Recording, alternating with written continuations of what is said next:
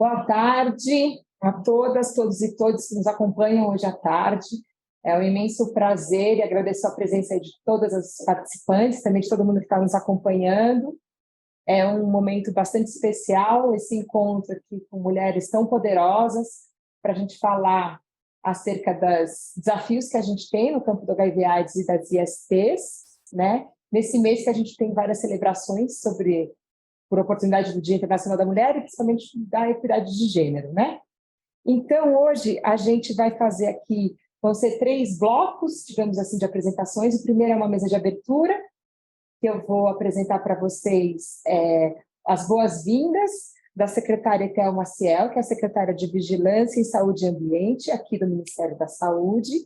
Na sequência, a gente vai ter as boas-vindas da deputada federal Érica Cocai, e também da doutora Cláudia Velasquez, que é diretora e representante da UNAIDS no Brasil. Meu nome é Tatiana Alencar, trabalho aqui no Ministério da Saúde e sou analista de políticas sociais. Eu acho que era bom ter me apresentado antes, mil perdões. Tá? Depois, então, dessa mesa de abertura, a gente vai passar para a fala da doutora Maria Clara Giana e da doutora Angélica Espinosa, tá? E depois vamos ter as debatedoras, né? Renata Soares de Souza, pelo Movimento Nacional das Positivas, a Bruna Ravena, pelo Fórum Nacional de Travestis e Transsexuais Negras e Negros, a FONATRANS, a Vânia Rezende, da Associação Pernambucana de Profissionais do Sexo, e a doutora Wilza Vilela, médica, que acompanhou a gente na construção dessas diretrizes, desse pacto que será anunciado hoje. Antes de cada sessão, eu vou reapresentar todo mundo, mas começaremos, então, agora pela mesa de abertura com a doutora Etel, deputada Érica Cocai e doutora Cláudia Velasquez. Vamos lá. Nesse webinário que estamos fazendo aqui na Secretaria de Vigilância em Saúde e Ambiente, em comemoração ao 8 de março, mês das mulheres, nós estamos focando especificamente na prevenção, no enfrentamento do HIV, AIDS e nas infecções, outras infecções sexualmente transmissíveis. É muito importante que nós possamos olhar para políticas direcionadas para mulheres, principalmente por sua situação de maior vulnerabilidade em vários espaços. E nós precisamos do apoio de todos, dos movimentos sociais, das sociedades científicas, dos gestores municipais e estaduais, para que esse enfrentamento efetivamente dessas doenças, das infecções sexualmente transmissíveis, possa se efetivar no nosso país. E nós aqui, da Secretaria de Vigilância em Saúde e Ambiente, estamos à disposição para apoiar todos os segmentos da sociedade no enfrentamento dessas infecções nas mulheres.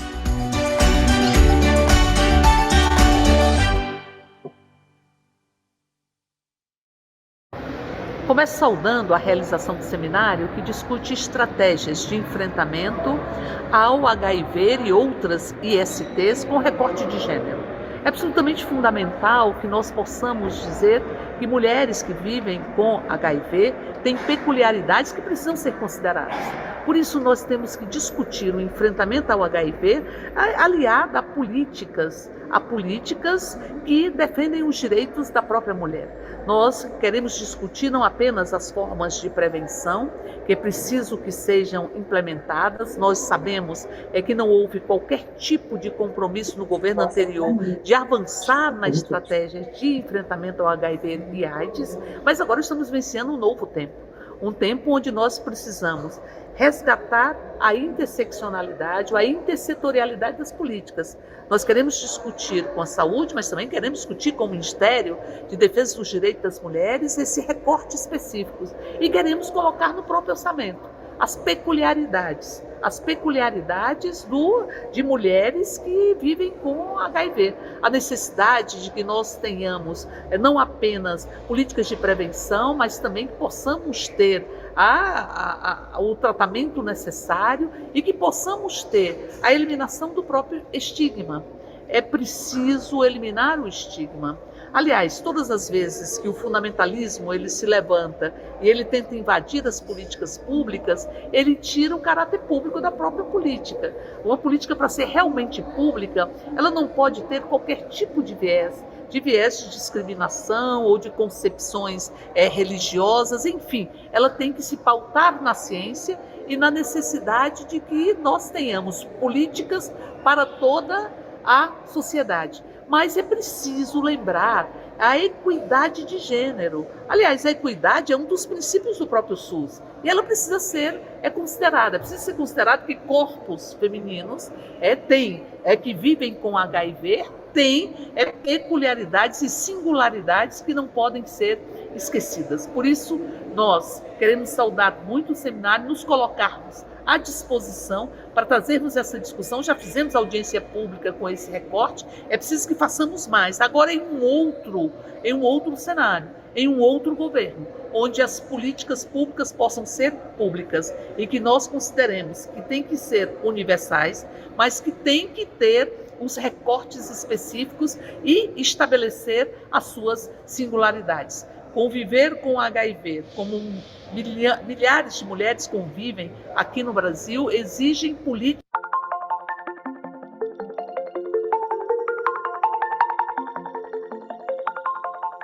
Gostaria de deixar minhas saudações a todas as pessoas que nos assistem.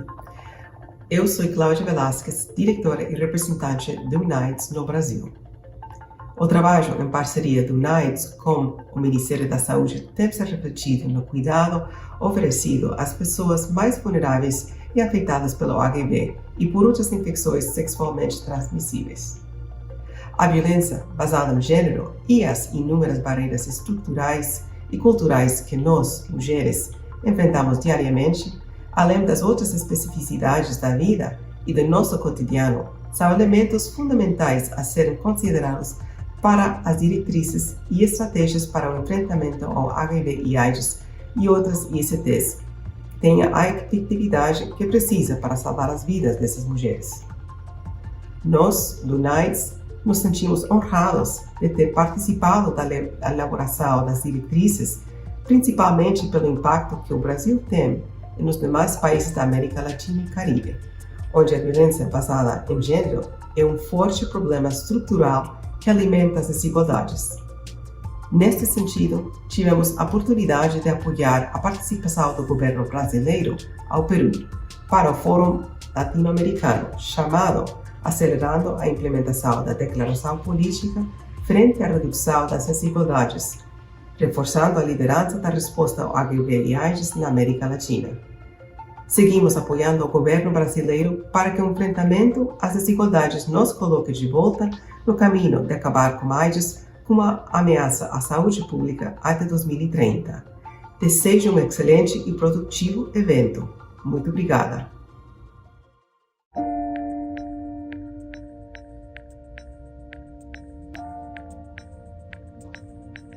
Então, voltamos agora e vamos começar então com a fala das nossas duas coordenações aqui gerais, de HIV/AIDS e de IST, para começar nosso webinário de hoje. Eu vou passar então a palavra para a doutora Maria Clara Geana, que ela é consultora técnica da Coordenação Geral de HIV/AIDS e hepatites virais, aqui do Ministério da Saúde, que vai falar sobre as estratégias de tratamento do HIV/AIDS e outras IST para mulheres.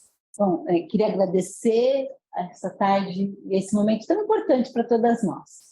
O meu nome é Maria Clara, eu sou médica sanitarista, eu venho da coordenação estadual de ST/AIDS lá do estado de São Paulo e há bastante tempo tenho trabalhado aí com as questões do HIV e da AIDS, mais especificamente no estado de São Paulo. Recentemente fui convidada pelo Dr. Graúlio, que é um novo diretor de departamento, a compor a equipe, e é com muita honra que eu estou agora próxima de pessoas aqui tão queridas do departamento e da Secretaria de Vigilância em Saúde e Ambiente aqui do Ministério da Saúde. Bom, vamos começar compartilhando então, né, a apresentação. Bom, começando a apresentação, primeiro que é um momento muito importante, né? E aí a gente tem nesse webinário a chamada ação e estratégias aí para o enfrentamento do HIV, AIDS e outras mulheres. Chamada à ação, os coordenadores estaduais e municipais de ST/AIDS e hepatites virais que estão aqui com a gente agora à tarde, chamada à ação para a sociedade civil aqui presente, para o movimento de mulheres, para as pessoas que vivem, para as mulheres que vivem com HIV AIDS no Clara, país. desculpa de eu te interromper, Clara, não está aparecendo a apresentação. Eu Tá a tô tela... Porque a tela está ainda- escura, a tela está escura, a assim, tela só está cinza. escura. Eu Vamos nem... tentar de novo. Vamos tentar de novo. Eu só tenho, mas eu ainda Tá. estou bem no comecinho mesmo, viu, Angélica? Foi bom Tá, você ter tá. falado. Não, isso, porque no chat está aparecendo isso, várias perguntas que a gente não está vendo a Tá. tela. Tá bom. Então, vamos lá. Então, vamos de novo. Essa é a primeira tela onde a gente fala do webinário. Será que está chegando aí, pessoal? Agora sim, claro, agora a gente vê. Olá. Maravilha, obrigada. De novo, pessoal. Chamada à ação dos movimentos sociais, dos coordenadores estaduais e municipais de ST-AIDS, aos serviços que acompanham pessoas que vivem com HIV/AIDS, atenção básica, já que a gente tem uma expectativa de que a gente possa envolver diferentes setores, mas que a gente possa ter um trabalho muito articulado e conjunto, e que a gente possa ter cada vez mais uma proximidade muito importante com as pessoas que vivem com HIV/AIDS, com os fóruns de ONGs/AIDS, com as ONGs/AIDS, com o movimento de mulheres que vivem com HIV/AIDS, com as cidadãs positivas, que essa construção ela possa se dar de uma forma bem importante, que as mulheres trans possam se ver representadas nesse plano. A gente tem essa expectativa também, que esse plano ele dialogue com as diferentes vulnerabilidades. Bom, vou passar o primeiro slide nosso. Nesse primeiro slide nosso, pode passar, por favor. Vamos ver se vai, né? A gente está aí acompanhando a taxa de detecção por AIDS e também a razão de sexo, né? Que vai mudando aí ao longo do tempo. Eu vou ser bem lenta nessa questão, porque algumas pessoas têm alguma dificuldade em acompanhar o dado epidemiológico. Mas vocês veem que hoje a razão de sexo aumenta. Isso quer dizer o quê? Que o número de casos entre homens está se tornando de mais importância do que entre as mulheres também. A gente tem uma redução importante aqui do número de casos entre as mulheres. Mas isso não se dá de uma forma uniforme. Essa diminuição dos casos entre as mulheres, ela também se dá de uma forma diferente quando a gente olha para as diferentes vulnerabilidades. A gente tem uma grande dificuldade nos nossos sistemas de informação. O SINAM, ele não traz a informação de gênero, que é uma informação tão importante para a gente, né? Então, a gente aqui precisa lançar mão, e eu aqui trago as estimativas de prevalência de HIV entre mulheres transexuais e travestis no nosso país. Esse dado é um dado de 2017.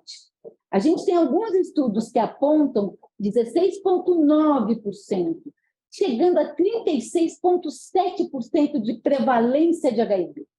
Esse é um dado com o qual nós precisamos trabalhar.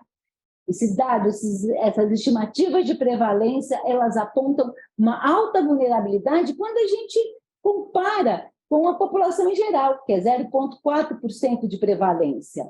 E também os profissionais, as trabalhadoras do sexo, com 4,9%, 5,3% de prevalência. Essa aproximação com esses estudos de prevalência já nos vão apontando algumas vulnerabilidades com as quais nós precisamos trabalhar. Segundo faixa etária também, quando acompanhamos, aqui a gente tem em verde o ano de 2011 e em roxo o ano de 2021. A gente acompanha a taxa de detecção de AIDS entre mulheres nesses diferentes anos e a gente percebe uma redução importante também dos casos de AIDS ao longo do tempo nas diferentes faixas etárias. Uma concentração aí nos últimos anos, esse ano de 2021, por exemplo, na faixa etária dos casos de AIDS entre mulheres de 40 a 44 anos. Nós começamos aqui a apresentar algumas vulnerabilidades. E a gente precisa discutir a questão raça-cor. E como isso, nos casos de AIDS, tem mudado ao longo do tempo. Quando a gente olha pretos e pardos população negra, quando a gente olha pretos e pardos, a gente percebe que, ao longo do tempo, esse percentual de casos de AIDS em mulheres, ela se torna mais importante entre as mulheres negras, quando a gente a compara com as mulheres brancas. Então, essa é um outro sinal de vulnerabilidade, olhando para esses dados epidemiológicos. E para os gestores, aí, cabe a nossa questão. Como isso tem se dado no seu estado? Como vem acontecendo no seu município? É possível a gente trabalhar com essas informações de forma desagregada e a gente perceba também essas vulnerabilidades acontecendo nas diferentes regiões do país? Será que em algumas regiões esta vulnerabilidade da população negra ela acontece ainda de uma forma mais importante? Aqui a gente vai falar de óbitos, casos de AIDS, sexo feminino, notificados no SINAM, e declarados no SIM. A gente tem aí uma importante, nas diferentes faixas etárias, de redução de óbitos nesse período. Agora, algumas faixas etárias, a gente percebe que essa redução ela não se deu de uma forma tão importante. Então, olhar para essas faixas etárias e perceber como que esse comportamento ele vem se dando é também importante, né? Que óbitos as diferentes faixas etárias. Nos últimos anos, nesse último período, a gente vê um certo acréscimo do número de óbitos também declarados, né? Apresentados no SIM. É uma questão com a qual a gente também coloca para o país como um todo, mas a gente acha que é muito importante que nos diferentes estados, nos diferentes municípios, esta informação ela aconteça, a gente possa trabalhar com a informação de óbitos, diferentes faixas etárias, também é uma questão importante.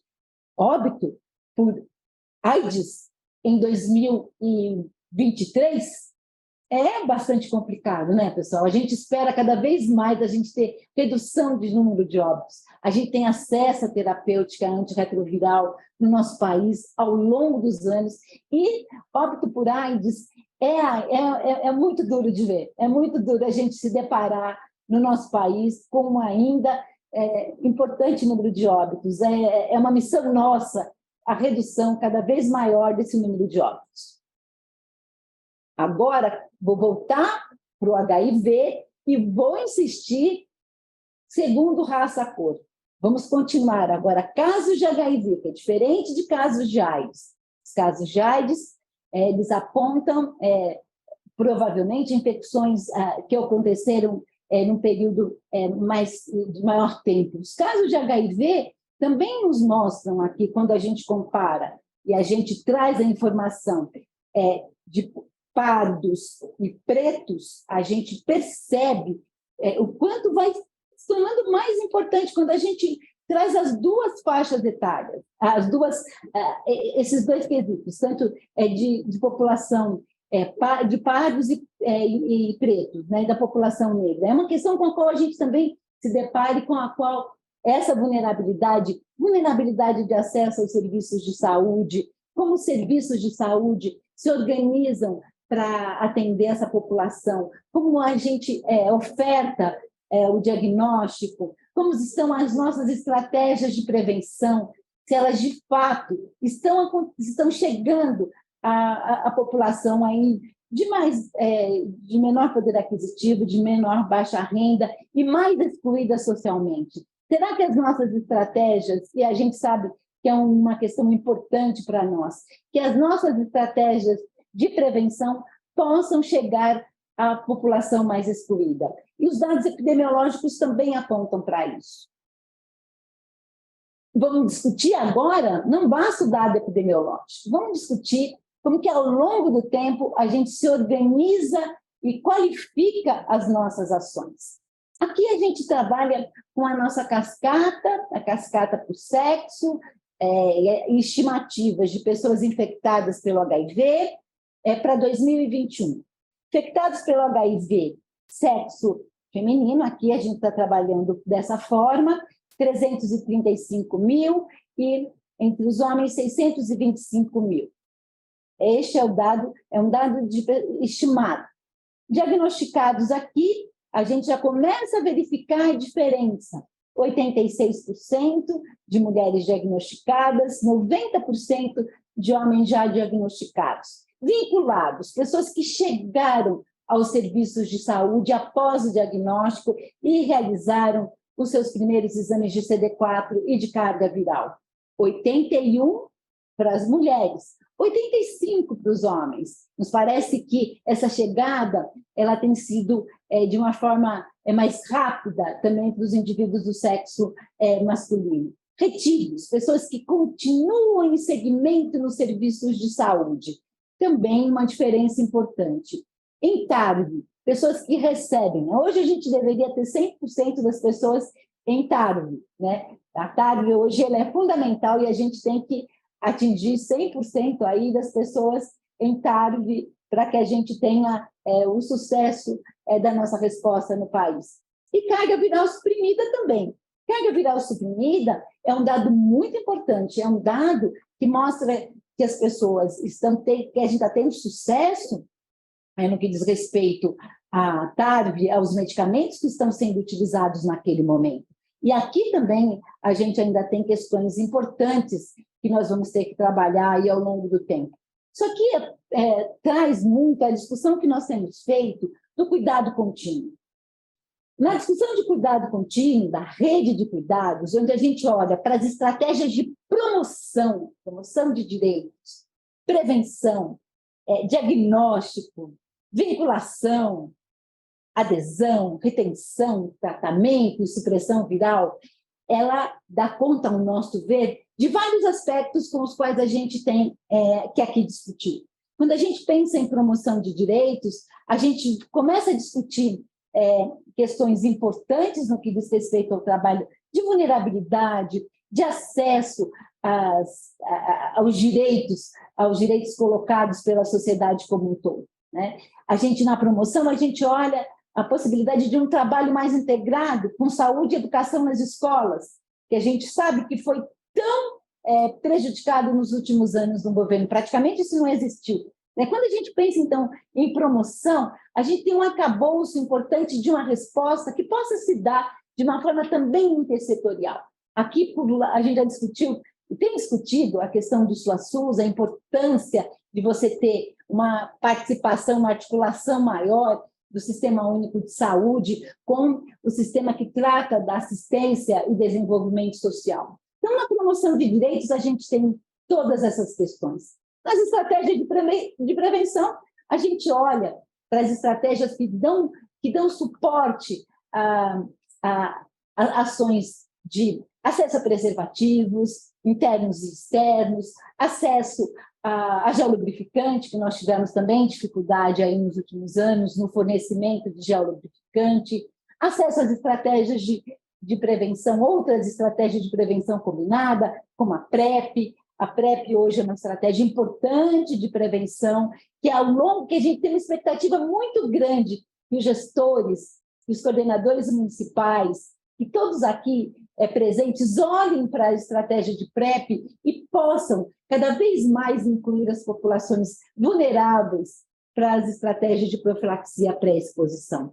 A gente olha para a questão do acesso à testagem. Será que a gente está ofertando os testes rápidos para HIV, que estão disponíveis no Sistema Único de Saúde, também para sífilis, nos vários serviços do nosso país? Será que a gente não tem que investir mais nessa questão do diagnóstico, trabalhar com outras estratégias de diagnóstico, como o autoteste, também disponível hoje no Sistema Único de Saúde?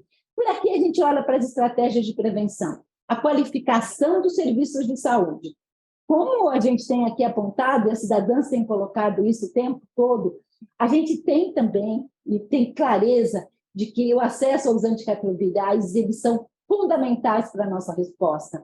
Mas o olhar hoje, para a qualidade do serviço que temos hoje no nosso país, nos vários serviços, é também uma questão bastante importante. Quais as comorbidades que hoje nós temos, que são comorbidades com as quais a gente tem que trabalhar? Qual é e quais são as principais diretrizes que nós vamos ter que aqui colocar, sim, para as pessoas que estão em tratamento antirretroviral de longa data, que também precisamos observar isso aí, essas questões, para dar conta de verdade da nossa resposta.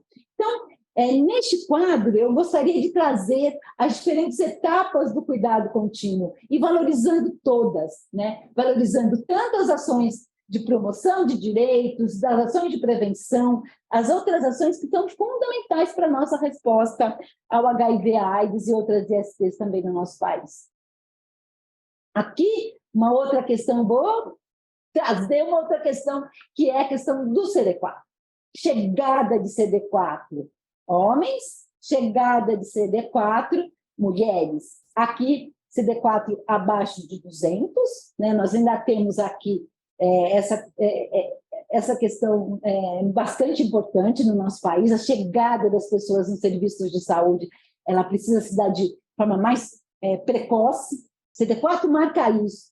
CD4 marca que nós ainda temos que investir muito no diagnóstico para que esse diagnóstico ele aconteça de uma forma mais precoce, tá? E aqui também inferior a 350, como que a gente tem trabalhado isso ao longo do tempo? E causa, né, uma grande estranheza, né? 27% entre as mulheres aqui em 2012 e a gente só chega a 28%. Né? E aqui uma queda entre os homens de 33 para 29. Então, a gente melhorou o diagnóstico precoce entre os homens e não melhorou praticamente nada. Manteve de uma forma muito estável essa questão do CD4 e do diagnóstico oportuno entre as mulheres. Então, a chegada, né, dos testes, né, dos testes rápidos, do diagnóstico, o diagnóstico precoce aqui nos parece uma questão também desigual, com a qual a gente precisa trabalhar. E aí foi chamado, né, eu estou trazendo aqui a chamada para ação. No ano de 2022, nós tivemos um trabalho muito importante, né?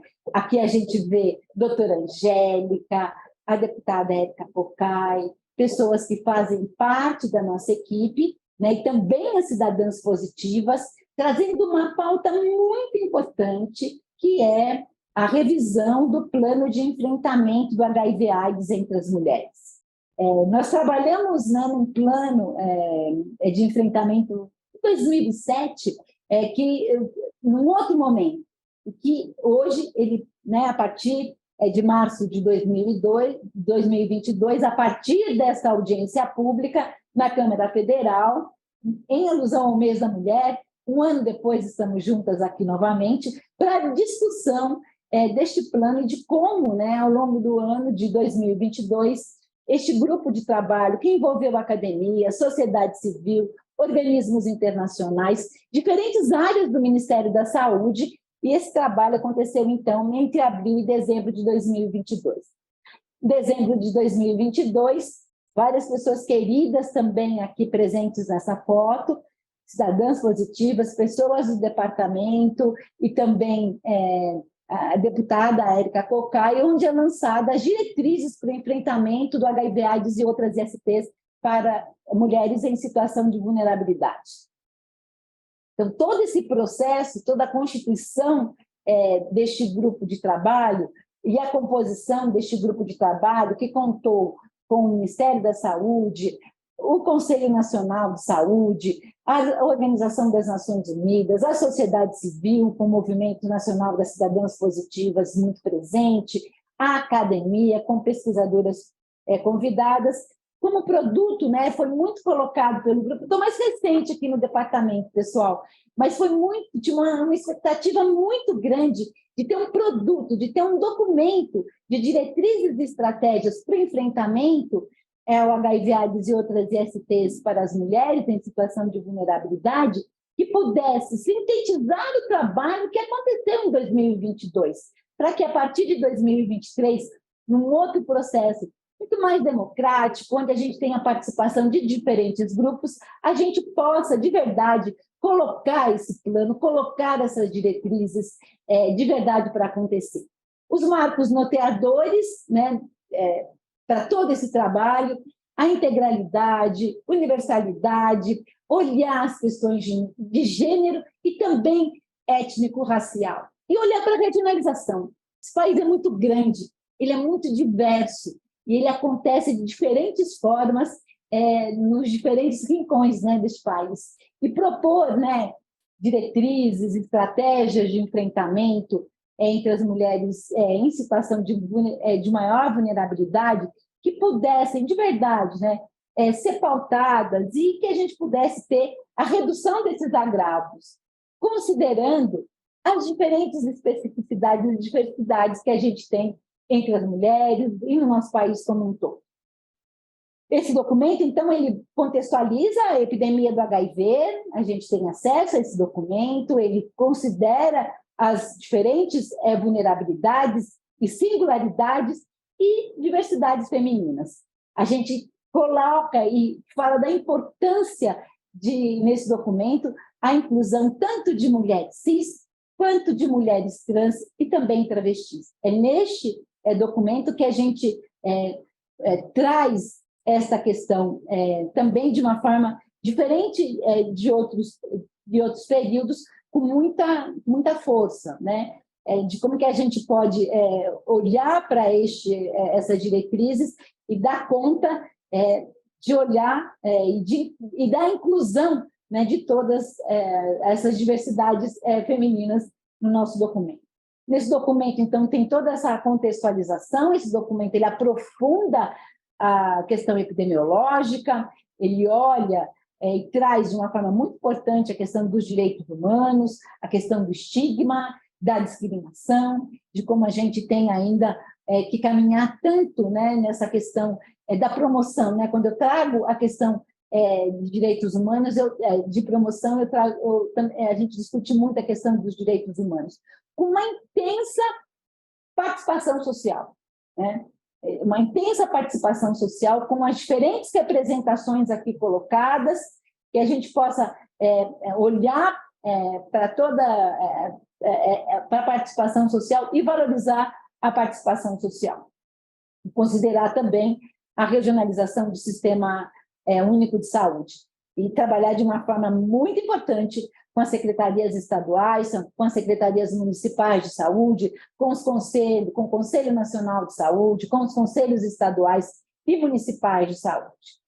Tem as diferentes estratégias aqui colocadas, como a gente apontou, trabalhar de uma forma intersetorial, né? Novamente, a questão da gestão participativa, olhar para os dados de produção de conhecimento também, porque a gente tem questões com as quais a gente vai ter que aprofundar e discutir pesquisas, continuar investindo, né, na produção de conhecimento. A integralidade no cuidado à saúde, olhando por diferentes aspectos dessa integralidade, a educação permanente, educação popular em saúde, e também com muita comunicação, né?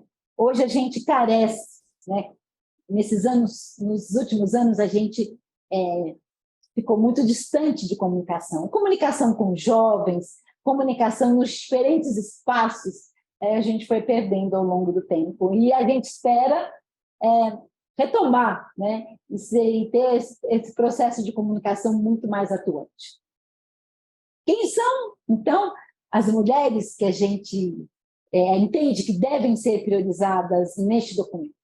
Mulheres vivendo com HIV, transexuais, travestis, trabalhadoras do sexo, em situação de rua, usuárias de álcool e outras drogas, ou parceiras de pessoas usuárias de drogas, que são das privadas de liberdade ou em cumprimento de medidas socioeducativas, mulheres lésbicas e bissexuais, que muitas vezes ficam distantes dos documentos e da forma como a gente tem discutido as estratégias de prevenção. Mulheres negras, as mulheres adolescentes, as idosas, as em situação de extrema pobreza, em situação de violência física, emocional, sexual, doméstica, as mulheres ciganas, as ribeirinhas, os demais povos de comunidades tradicionais, as indígenas, as migrantes, as refugiadas, expatriadas, aquelas com transtornos mentais, com deficiências físicas, intelectuais, auditivas e visuais, com doenças raras, crônicas, debilitantes,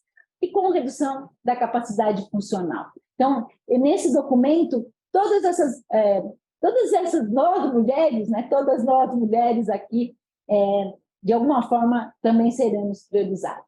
Quais são as próximas etapas? O documento está pronto, né, esse documento de diretrizes. A expectativa é que a gente possa aprofundar essa discussão, envolver outros segmentos, que a gente possa ter uma discussão maior dessas diretrizes, desse documento, que ele possa, de verdade, significar ação, né? Nós aqui consideramos muita importância da ação. Ele possa ser um catalisador, que a gente possa ter um envolvimento de diferentes segmentos para que a gente tenha diagnósticos locais acontecendo, uma parceria, serviço, sociedade civil, que a gente possa tomar a decisão de uma forma articulada e também conjunta. Então, acho que essas são as próximas etapas. A gente vai estabelecer um GT Mulheres, que possam elaborar de uma forma mais aprofundada esses documentos que aqui a gente traz e monitorar a implementação desse plano e das agendas afirmativas com as mulheres. Que a gente possa, ao longo do tempo, olhar de verdade se a gente está dentro do Sistema Único de Saúde, que é isso que a gente acredita, com toda a intersetorialidade necessária, enfrentar as desigualdades, incluir as mulheres nas suas diferentes desigualdades, e que a gente possa, de verdade, dar conta de que toda essa diversidade esteja presente nas nossas agendas afirmativas. Acho que era isso, Tati. Acho que era esse o recado. Pessoal, espero ter dado o recado. Não é simples, não. É representar este grupo, que é um grupo tão querido. Espero que eu tenha dado conta do recado, ser mobilizadora. Aqui hoje a gente quer mobilização para a ação. Tá certo, pessoal? Estou passando, Tati. Obrigada, Clara, pela sua apresentação, desde a contextualização dos dados até a chamada para ação e a proposta da gente integrar novos segmentos, novas mulheres nessa discussão. Eu vou passar então agora para a doutora Angélica Espinosa Barbosa Miranda. Doutora Angélica, a senhora me escuta? Escuto sim, Tati. Vou tentar fazer a... Vocês estão conseguindo ver a minha tela ou não? Não, né? Sim. A doutora Angélica vai apresentar agora, gente, o Pacto para a Eliminação da Transmissão Vertical, do HIV, da sífilis, da hepatite B e doença de Chagas como um problema de saúde pública. Doutora Vocês estão Angélica, vendo a tela inteira, Tati, ou está vendo aquela que é só a metade o próximo? falta colocar em modo de apresentação. Veja se... Eu até coloquei, mas ele não aparece aí para vocês, né? Tire do compartilhamento, aí coloque ele em modo de apresentação e depois compartilha, quando ela já estiver no modo de apresentação. Vê se assim ajuda. Que ótimo, obrigada, Tati. É ótimo estar aqui com vocês. Eu fico até emocionada vendo a Clara falar isso dessas diretrizes, porque isso foi algo que para mim foi uma experiência muito importante, porque foi algo construído junto, né? Foi algo proposto pela sociedade civil, foi algo que envolveu o legislativo, o executivo, e mesmo em tempos tão difíceis, foi uma proposta que seguiu, e agora está um documento preliminar escrito para a gente colocar isso em execução. E aí, uma outra experiência muito importante foi que, paralelamente a isso, estava se construindo o pacto para a eliminação da transmissão vertical de HIV, sífilis, hepatite B e Chagas, conforme isso, recomendação da OPAS-OMS. E quando se iniciou esse processo, a sociedade civil foi convidada para participar, foi voz ativa nesse processo, e isso enriqueceu muito o trabalho que a gente fez o ano passado e que segue durante esse ano. Isso, como a Clara, eu resolvi até para voltar para a gente recordar esses dados dos boletins epidemiológicos, o último que a gente teve, e a gente vê como que o Brasil vem bem em relação ao HIV, em relação à hepatite B, mas como que a gente poderia trabalhar em conjunto para tentar controlar esses dados em relação à sífilis na gestação? Então, a gente vê que vem um controle bom em 2 agravos e no terceiro agravo, que é a sífilis, esses dados continuam de forma crescente. O mesmo ocorre com a transmissão vertical. Então, a gente vê que vem bem o controle em relação à sífilis e à hepatite B, o HIV, que é a linha cinza, é algo que é uma política que tem funcionado, mas em relação à sífilis, a gente continua os dados crescentes. Agora, algo que me chama muita atenção e que é muito importante essa participação geral de toda a comunidade, de toda a população, é a gente ver nessa estimativa que quando se faz a cascata da gestante vivendo com HIV, a gente tem somente 77% delas identificadas. E isso vem desde 2018, onde a gente tinha 77%, caiu em 2021, porque 2020, apesar da pandemia, ele vem ainda 75%, os dados de 2021 são preliminares, mas a gente vê que ainda teve uma queda. Provavelmente por conta ainda da pandemia, mas o porquê que a gente tem quase 30% das gestantes vivendo com HIV sem acesso ao teste. Então, essa estimativa é algo que preocupa, e apesar da gente saber que a epidemia de HIV no Brasil é chamada uma epidemia concentrada, a gente tem que ter esse olhar de gênero, a gente tem que ter esse olhar da mulher, porque ela não está tendo acesso a ser identificada a testagem, e também só 77% estão indetectáveis ao parto, apesar de quase 95% estarem em TARV. Esse processo de adesão precisa ser melhorado. Quando a gente vai em direção aos dados de hepatite, a gente vê que 76% em 2022, era 72, 67 em 21, está recebendo a vacina para hepatite B nos primeiros 30 dias de vida, ou a pentavalente. Então, isso são dados que eu acho que a gente tem que ter esse olhar isso mais ampliado em relação a esses agravos, e ver que, apesar da gente ter uma epidemia concentrada, o olhar sobre a situação da mulher de uma forma global, de todas as categorias de mulher, a gente tem que estar ampliando, porque precisa se fazer um melhor controle desses agravos nesse grupo. Com esse recorte da transmissão vertical, que é um recorte que a gente conseguiu também incluir isso dentro das diretrizes do plano de enfrentamento, de ter esse olhar. Esse documento foi baseado num documento que foi primeiro lançado pela Organização Mundial de Saúde, que tem os indicadores. Esse em azul é o documento da OPAS, e esse roxo e o verde é o nosso documento. Inicialmente, a gente teve em 2017 o primeiro guia de eliminação da transmissão vertical do HIV, era só HIV, e nesse processo conseguiu fazer a eliminação da transmissão vertical em Curitiba, Umuarama, as duas no Paraná e na cidade de São Paulo. Em 2021, esse documento foi atualizado e se incluiu também a possibilidade da certificação para eliminação da transmissão vertical da sífilis, além do HIV. E, além disso, os selos ouro, prata e bronze, para que aqueles municípios que estivessem na direção das boas práticas rumo à eliminação, que também pudessem ser certificados. Esse processo é um processo muito interessante, ele tem 4 eixos: o de programas e serviços, o de vigilância epidemiológica e qualidade dos dados, a capacidade de diagnóstico e a qualidade dos testes, e um eixo: direitos humanos, igualdade de gênero e participação da comunidade. Esse eixo foi altamente valorizado e enriquecido com a participação da sociedade civil. Então, ele trouxe uma outra perspectiva para todo o trabalho, para que se vê que, além dos dados epidemiológicos, o quanto que estava a saúde da mulher de uma forma integral, ela estava sendo abordada e ela estava sendo respeitada e ofertada de forma adequada. Esses indicadores eu vou passar rápido, porque esses indicadores são bem quantitativos, né? Taxa de incidência de crianças infectadas pelo HIV por meio de transmissão vertical, qual é a proporção anual de crianças infectadas pelo HIV entre as crianças expostas, e a taxa de incidência de sífilis congênita. E os de processo: cobertura mínima de 4 consultas de pré-natal, cobertura de gestantes com pelo menos um teste de HIV ou sífilis no pré-natal, a cobertura de gestantes vivendo com HIV em uso de terapia antirretroviral, e uma cobertura de gestantes tratadas adequadamente para sífilis.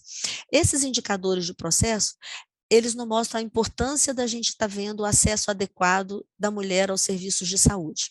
Isso é algo que a gente tem que estar trabalhando bem mais de perto, e esse controle social é extremamente importante nesse processo. Como foi o fluxo? Essa foi uma coisa construída junta, a sociedade civil participou com a gente, o município elabora o relatório, envia para o Estado, que faz uma revisão. O Estado, depois de uma revisão, envia esse documento para o Ministério da Saúde. O Ministério da Saúde, ele convoca a equipe nacional de validação, que são representantes daqueles 4 eixos. Essa visita técnica que vai para o território, que faz a vistoria de todos, que não é uma vistoria ou não é uma questão de investigação. Na verdade, a grandeza desse processo é ter toda essa mobilização de território junto com os membros da equipe nacional que vão ao território, para que a gente possa fomentar, apoiar e reconhecer os esforços do município. Então, é uma ação de educação e saúde, ver quais são as fragilidades, quais são as fortalezas e como que a gente pode fazer para melhorar esse processo a nível de território. Essa equipe nacional faz um relatório, esse relatório vai para a Comissão Nacional de Validação, que aí já não são mais atores, mas são instituições, e aí tem a OPAS, a OMS, CONAS, CONASEMES, a representação da sociedade civil, que dá o ok, se é de acordo, e aí a gente faz esse evento que todo ano teve no final de 2022 e provavelmente vai ter no final de 2023, que é essa questão da certificação do município. E qual é o critério mínimo para essa certificação? Ter implementado no âmbito municipal, regional ou estadual o Comitê de Investigação para a Prevenção da Transmissão Vertical de HIV ou sífilis, ou grupos técnicos, ou grupos de trabalhos, ou Comitê de Prevenção de Mortalidade Materna, Infantil e Fetal. Eu vou falar um pouco mais para frente, mas nesse comitê é recomendado pelo Ministério da Saúde que tenha participação da sociedade civil na equipe, porque desde o local, do município para o estado, como nível federal, a gente quer garantir a participação social em todo o processo. O município ou o estado tem que comprovar que foram tomadas todas as medidas preventivas e adequadas para a eliminação da transmissão vertical, principalmente em serviços de saúde localizados em áreas onde ocorram situações de maior vulnerabilidade social e individual. Ele tem também que ter documentado o que ele faz para resguardar os direitos humanos fundamentais, inclusive o direito à saúde e os seus determinantes sociais, e dispor de um sistema de vigilância e monitoramento dos casos de transmissão vertical de sífilis e HIV. No ano de 2022, foi um processo amplo, que foi feita essa chamada nacional. A gente só tem trabalhado com municípios maiores do que 100 mil habitantes, então foram acionados 327 municípios, entre os municípios elegíveis e que resolveram aplicar, 38 municípios aplicaram para sífilis e 51 municípios aplicaram para HIV. Foi dado todo um apoio institucional, foi realizado reuniões virtuais com todas as unidades da federação para discussão dos indicadores locais e foi acionada a equipe nacional para que fosse ao território. Então, foram recebidas solicitações de 45 municípios e de um estado da federação, e no final do processo, 43 municípios foram certificados. 17 tiveram a certificação dupla, algum tipo de selo ou eliminação de HIV e sífilis. 21 municípios tiveram para certificação de HIV, 5 municípios certificação de sífilis e 2 não atenderam os critérios. Nos chama atenção que 28 municípios conseguiram se certificar para a eliminação da transmissão vertical de HIV, nenhum de ouro, porque todos os que tinham critério para o ouro, ele também tinha o critério para a eliminação, então eles foram direto para a eliminação. 10 receberam a certificação para o selo prata, e 2 não atenderam. O que nos chamou a atenção? Um município conseguiu a eliminação também da transmissão vertical da sífilis, o que era algo que a gente achava difícil de ocorrer. 4 foram certificados para o selo ouro, 13 para o selo prata e 4 para o selo bronze. Agora, algo que a gente precisa trabalhar em conjunto com a sociedade civil, com a sociedade científica, com os gestores, é esse mapa do Brasil, onde ocorreram as eliminações, a certificação. Chama muito a atenção para a gente um vazio nas regiões Norte e Nordeste. A gente teve somente o município de Sobral em toda a região Nordeste que solicitou e conseguiu ter a eliminação, e tivemos 2 municípios na região norte, que foram no estado de Rondônia, que foi de Paraná e Vilhena. Então, isso é algo que a gente tem que trabalhar esse ano para que as regiões norte e nordeste sejam incluídas mais ativamente nesse processo. Então, é algo que vamos ter que fazer uma força-tarefa e contar com a participação de todos nós como um conjunto para fazer esse trabalho, porque há uma exclusão regional nesse processo. Esse é o modelo da placa que foi dado para quem recebeu a certificação da eliminação. Aqui é um exemplo do município de Divinópolis, em Minas Gerais, que foi certificado para a eliminação da transmissão vertical do HIV. Os municípios que receberam o selo, eles recebiam o certificado. Esse foi um processo que teve na mesa de abertura também representante do movimento das cidadãs positivas. Então, foi um processo que contou com uma mobilização muito grande do território, e isso foi algo muito positivo. Aqui tem um YouTube, tem um vídeo das experiências, tanto da sociedade civil, como de gestores, como profissionais de saúde e das grávidas, falando de como foi participar desse processo. A cidade Guarapuava, no Paraná, que recebeu a dupla eliminação.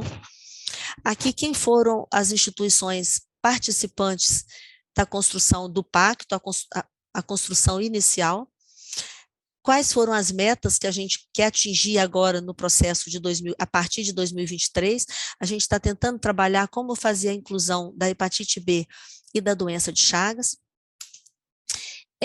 O pacto, a importância do pacto, que ele cita como temos que trabalhar em conjunto.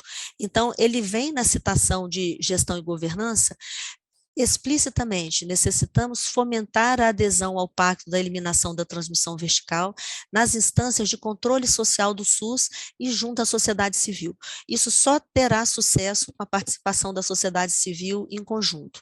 E no guia de comitê, ele deve ser composto idealmente por instituições governamentais, gestores e trabalhadores da saúde, conselhos de classe, academia e a sociedade civil. Porque essa questão de epidemia concentrada ou não, a gente já passou do momento de ter essa exclusão da mulher. E a mulher, a gente fala, como a Maria Clara já disse antes, a gente fala da mulher cis, da mulher trans, da travesti, do homem trans, que também engravida. Então, a gente tem que ter esse olhar global e de inclusão, e que é uma coisa que falta no Brasil. E eu queria terminar falando que mais importante do que isso tudo, a gente trabalhar com todos os tipos de mulheres, mas a gente tem que trabalhar arduamente contra a violência de gênero. A violência de gênero, o feminicídio, é algo que está nos deixando horrorizado no Brasil, é algo que a gente tem que se mobilizar como sociedade para tentar fazer o controle, para acabar, para ver os nossos direitos, porque essa questão da violência doméstica, violência sexual, é algo que já extrapolou todos os nossos limites, e só a gente está nesses fóruns, no mês da mulher, fazendo esse trabalho, fazendo essa ação conjunta, que a gente vai conseguir realmente fazer todo esse controle. Eu acho que nós juntas a gente consegue mudar essa situação. Então, por isso eu acho esse momento agora extremamente importante de estar com vocês, da gente discutir essa política em conjunto.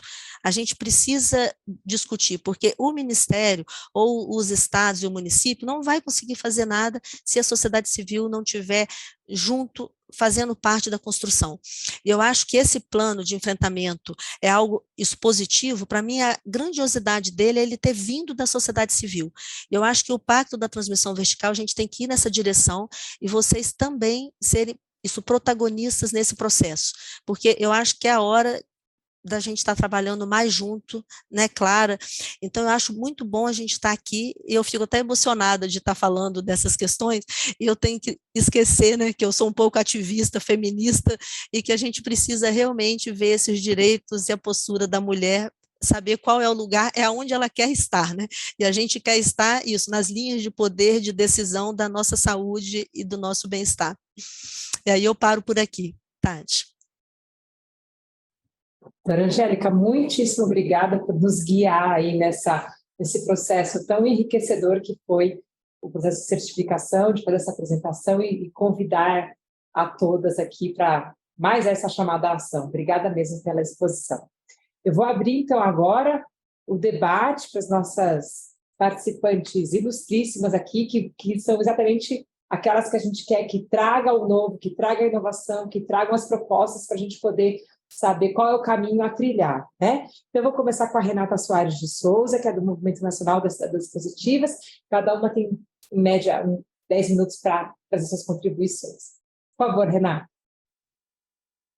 Olá, boa tarde novamente a vocês que estão na sala e aquelas pessoas que também estão nos assistindo pela rede de computadores.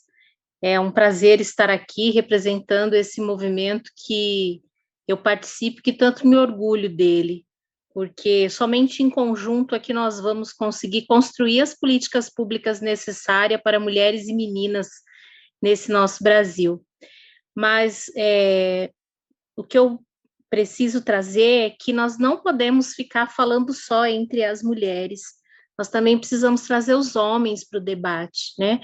O homem que pratica o feminicídio, que pratica a violência, ele precisa se apropriar dessas informações, ele precisa ser chamado para o debate e para se perceber um homem violento.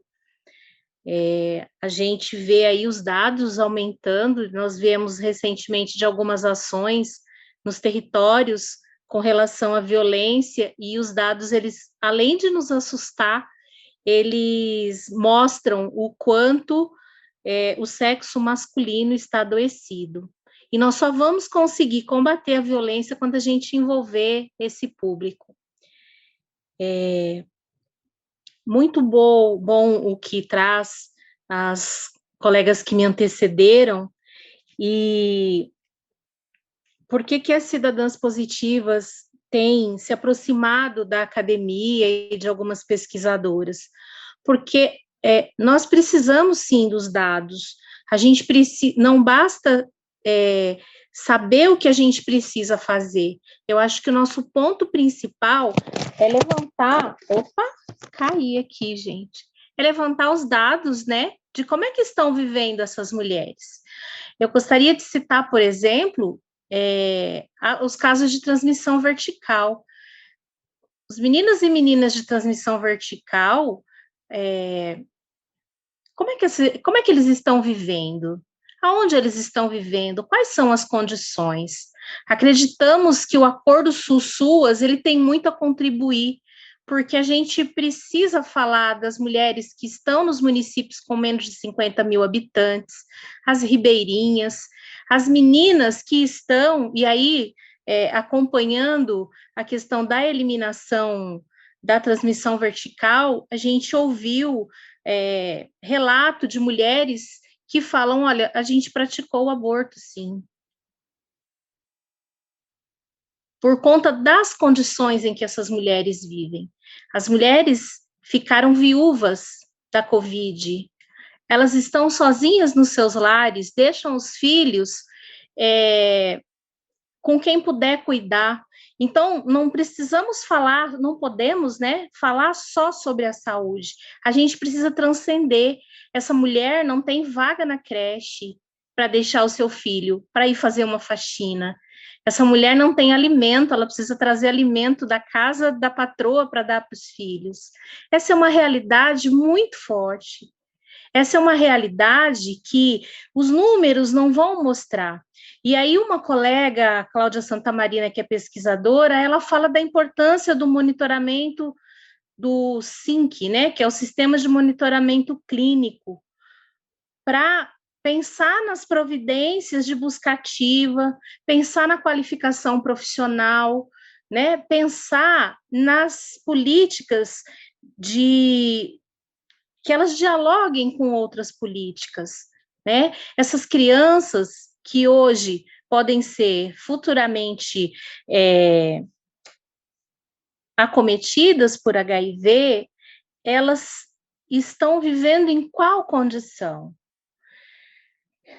E aí eu queria trazer também na minha fala, a mulher não só do ponto de vista da mulher que quer ser mãe, mas também falarmos das mulheres que não têm o desejo, né, da gravidez, que não são mães por algum motivo.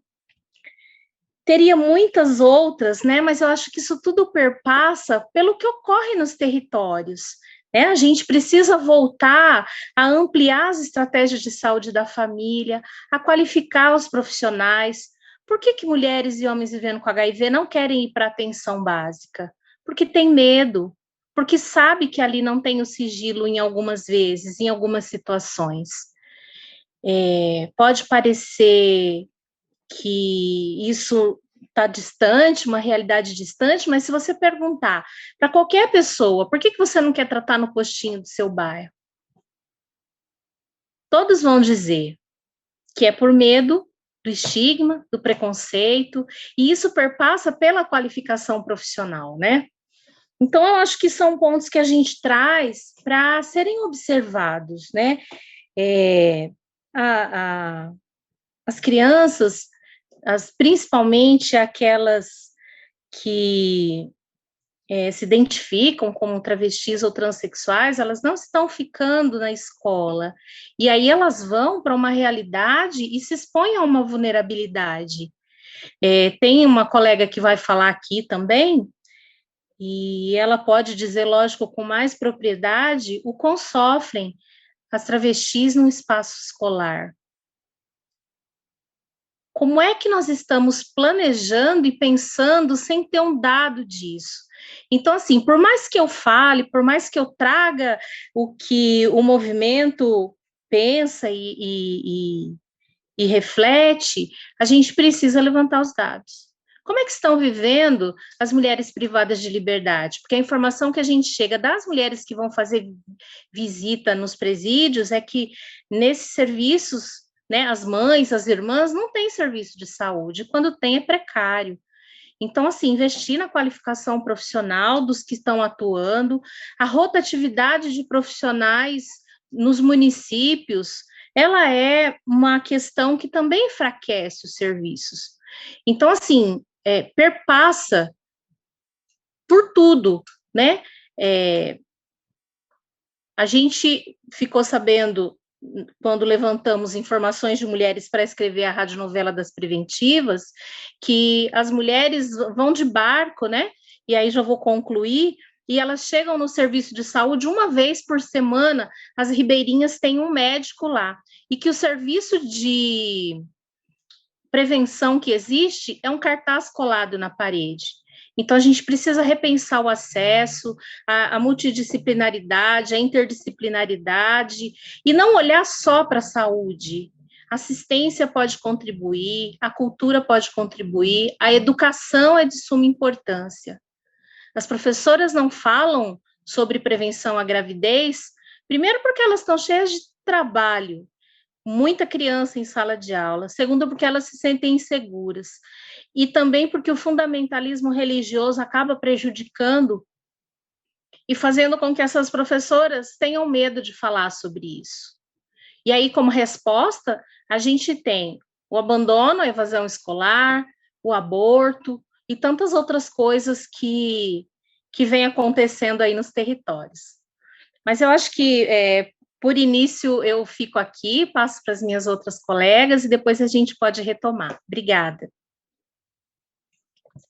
Obrigada a você, Renata, pela participação das cidadãs na construção dessas duas iniciativas e por sempre trazer a realidade e essa voz tão importante para as nossas políticas aqui. A gente conta com vocês aí no segmento dos planos agora.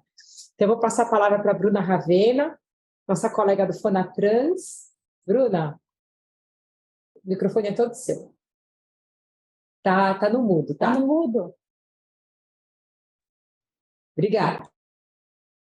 Olá, boa tarde a todos, a todas e a todos. É com uma imensa satisfação que aqui represento o Fonatrans, o Fórum Nacional de Travestis Negros e Negras, e é muito importante estar dentro dessa participação, dessa construção, como a própria Renata falou, de poder saber, né? A gente passou 6 anos, de uma forma muito retrógrada, da divulgação, da promoção, da defesa. Como pessoas vivendo, a gente precisa compreender que nós temos que levar 2 tipos de diálogo. O diálogo de compreensão e adesão, e o diálogo de não estigma à sociedade, de levar conhecimento. Eu trago isso como exemplo a minha comadre. Esses dias a gente conversando, e ela falou assim, tem que tomar cuidado. Desculpa a forma pejorativa, mas é que nem eu vou falar para vocês.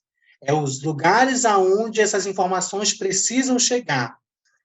Que tem que tomar cuidado, que pode pegar uma AIDS dessas bichadas. Comadre, ninguém morre mais de AIDS. As pessoas se infeccionam com o vírus do HIV. Então, para você ver o quanto de informação a gente precisa evoluir, existem muitas invasões, existem mulheres periféricas que muitas das vezes são do lar, não conseguem sair desse lar. E aí, quando a gente traz esse diálogo para a população e o movimento de travestis, pessoas trans, é preciso compreender também esse recorte que a Renata iniciou, que 90% dessa população ainda vive da prostituição. É preciso compreender essa rotina, é preciso compreender o horário de acesso ao serviço básico. É preciso também compreender que dentro do serviço, sendo profissional do sexo, ela já corre um estigma. Dentro desse 90%, apenas 1,2% estão dentro das academias. E também precisa iniciar essa conversa tendo esses espaços para que a academia possa levar conhecimento às comunidades através de seus projetos, através das formas de comunicação que a academia pode utilizar em acesso à promoção e à defesa até das mulheres. E também quando a gente precisa adentrar num espaço, como a própria Renata falou, é um espaço que não é muito hostil para trazer esse diálogo de prevenção, de violência contra a mulher, que é as escolas. A puberdade, ela está se aflorando muito mais, e há muita falta de conhecimento nos adolescentes e jovens. E é aí que inicia esse grande espaço. Né? Hoje a gente tem uma mídia de comunicação muito grande, que são as novelas, as mídias sociais, e eu acho que um dos pontos que a gente deve entrar, interagir, é onde essa juventude e os não jovens estão adentrando.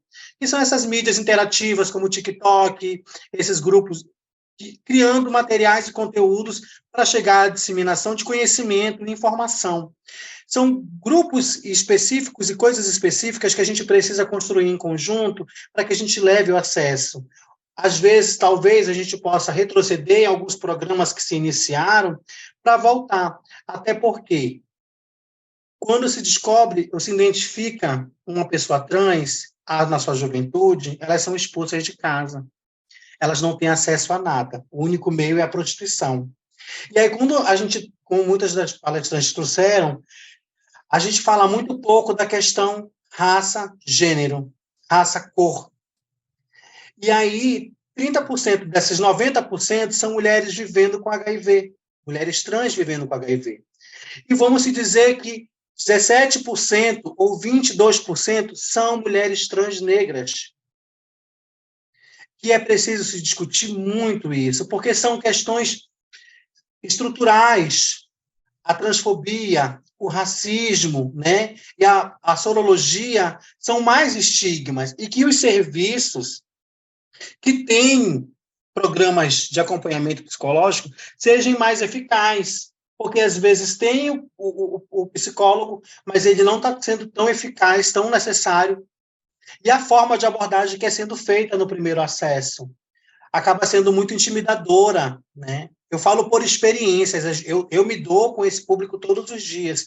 Eu já fui casada com uma outra mulher trans, e como vivendo, a abordagem para ela era muito agressiva, e ela vinha e relatava. A minha companheira que pede que eu venha fazer a testagem, para que a gente possa ter uma relação tranquila, para que a gente possa se conhecer. E a questão reprodutiva das pessoas trans que forem vivendo e tenham interesse, né? Mas também para aquelas mulheres que não tenham interesse, que elas também sejam jovens, sejam idosas ou sejam vivendo em casal, que os programas cheguem na comunidade através de projetos, editais voltados à sociedade civil, para tentar abranger as comunidades periféricas, as favelas, os morros, né? Porque a gente tem tanta mídia televisiva, mas não tem uma mídia televisiva na promoção e na defesa.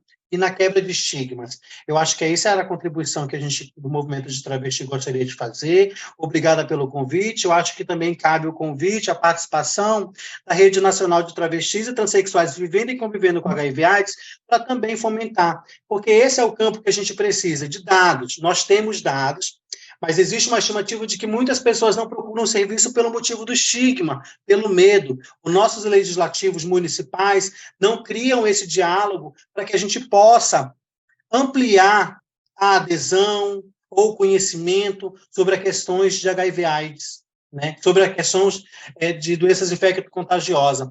Muitas das vezes eu vejo no discurso do legislativo, os municipais, estaduais, falar sobre a violência da mulher, mas não fala sobre a prevenção, sobre a transmissão do HIV/AIDS. Então, isso dificulta muito o trabalho de poder avançar em pautas muito importantes. Obrigada. Saudade, Vânia, um beijo. Muito Faltou minha aula de obrigada. turbante, hein, Vânia?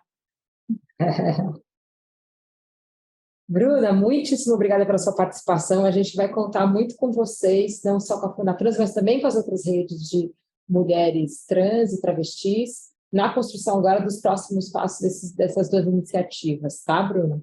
Obrigada mesmo. Eu vou passar agora para a Vânia Rezende, que é a nossa representante da Associação Pernambucana de Profissionais do Sexo. Vânia, muito bem-vinda, a palavra é toda sua. Boa tarde a todos, todas e todes. Como foi falado, eu sou Vânia Rezende, prostituta, mulher negra, periférica. No momento, eu estou como coordenadora geral da Associação Pernambucana das Profissionais de Sexo.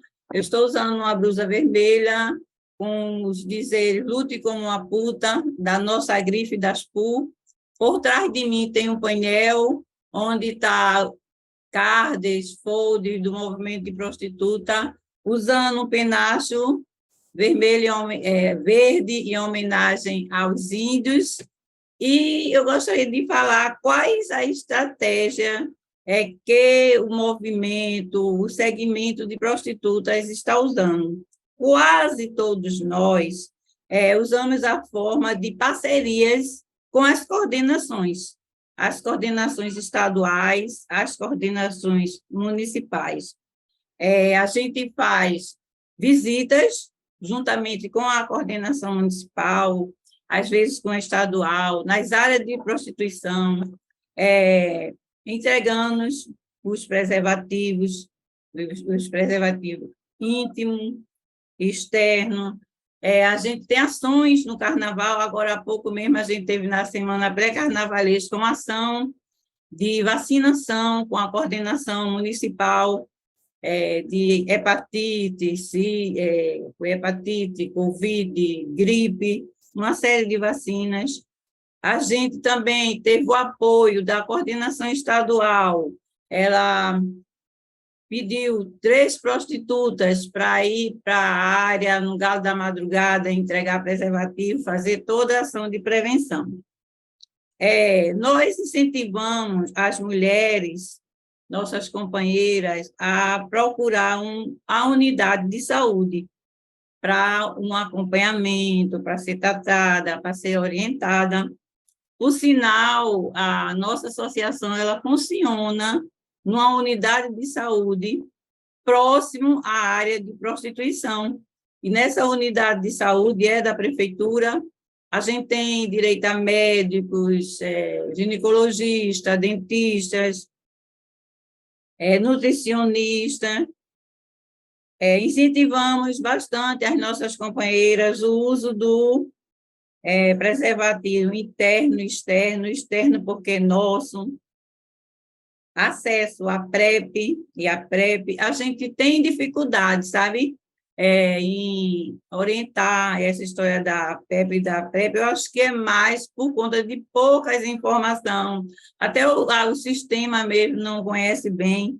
As meninas alegram dos efeitos colaterais, aí chega reclamando, aí no outro dia, como é que está? Não, estou bem, eu acho que também é muita falta de informação. A gente tem também, eu vejo, as campanhas é uma forma de informar o pessoal, o Dezembro Vermelho aqui, no dia 1, a gente trabalha muito, as associações, o movimento de AIDS, as ONGs, mas fica aquilo morto, fica tímido, só é no dia 1. Eu não vejo essa campanha ao longo dos meses do ano, não vejo a mídia falada, nem escrita, nem televisão, nem internet focar muito nessa história. Eu acho que a gente deveria focar mais. Eu gostaria também de falar sobre os projetos de rede, e a gente, no Movimento de Prostituta, tivemos 2, que foi o Esquina da Noite e o Projeto Sem Vergonha. O Projeto Sem Vergonha, ele foi encantador. Todas as 5 regiões executou esse projeto. Aqui em Pernambuco, a PPS, que é a associação que eu sou coordenadora, ficou para fortalecer 3 estados, o Piauí, Rio Grande do Norte e Pernambuco.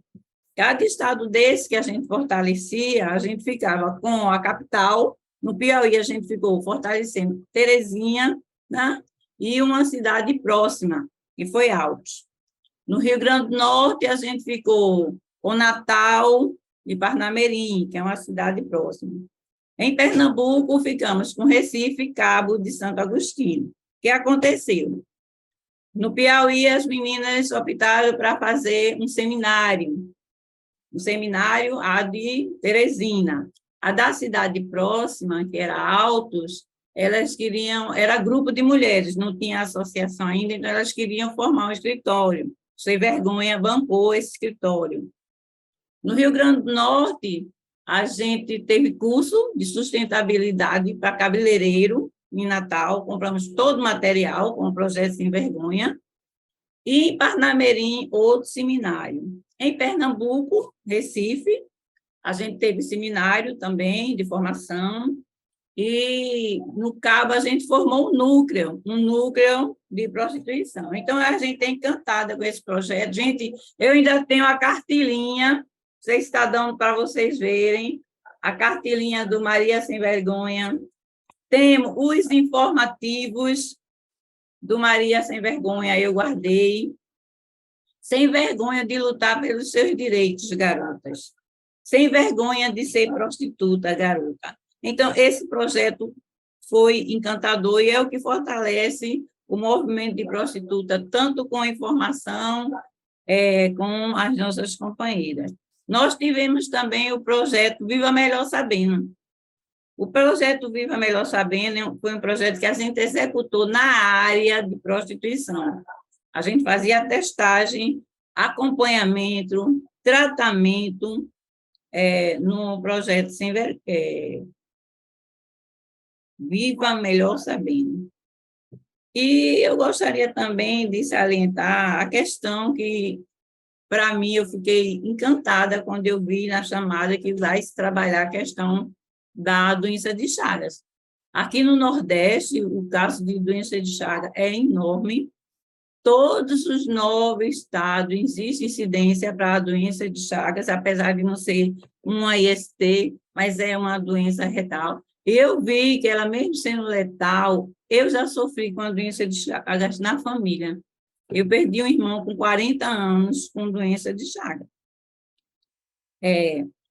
Eu tenho notado, minha gente, isso é a vivência de prostituta, 50 anos de prostituição, de coordenadora, e a infecção ela tem aumentado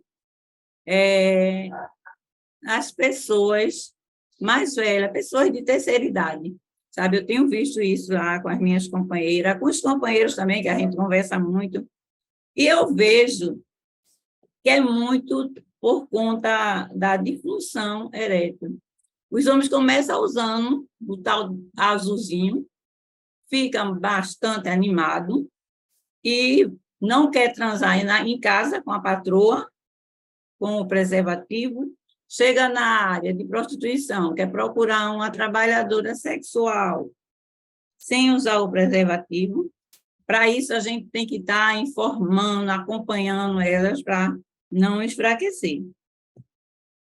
Eu também gostaria de falar sobre a questão do movimento, do segmento de prostituta, com a parceria que a gente tem ao longo desses anos. O movimento de prostituta está com 35 anos, vai fazer 36, e a gente vê que sempre o parceiro foi o departamento, sempre esteve junto com a gente, através, né, da Gabriela Leite, que foi uma liderança do movimento de prostituta, junto com a Lourdes Barreto, e nos fortaleceu muito. A gente é muito gratificante fazer parte desse movimento.